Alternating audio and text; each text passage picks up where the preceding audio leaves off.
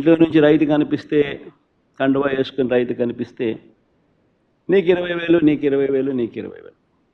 ఇది రొటీన్గా మనకు వినిపించిన మాటలు ఎన్నికలప్పుడు. ఈనాడు చూసినా, ఆంధ్రజ్యోతి చూసినా, TV5 చూసినా, వాళ్ళ ఇళ్ళట్లో నుంచి వచ్చే మాటలు విన్నా, ప్రతి ఇంట్లో రొటీన్గా కూడా ఇవన్నీ కూడా మనకు వినిపించే మాటలు. ఇవే కాకుండా ఈ హామీలన్నిటికీ గ్యారెంటీ ఇదిగో బాండ్లు అని చెప్పించారు. బాండ్లు, హామీలకు గ్యారెంటీ అంటూ ఇంటింటికి బాండ్లు కూడా పంచారు. అమలు చేయలేకపోతే ఏమన్నారు? అమలు చేయలేకపోతే చొక్కా పట్టుకోండి అన్నారు.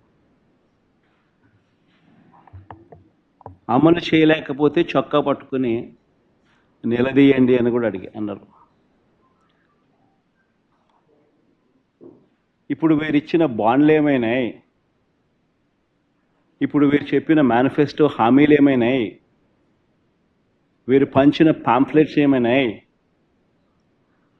ఎవరి చొక్కా పట్టుకోవాలి? ఈ 9 నెలల కాలంలో చంద్రబాబు నాయుడు గారి పాలనలో మనం చూస్తూ ఉన్నది ఇది.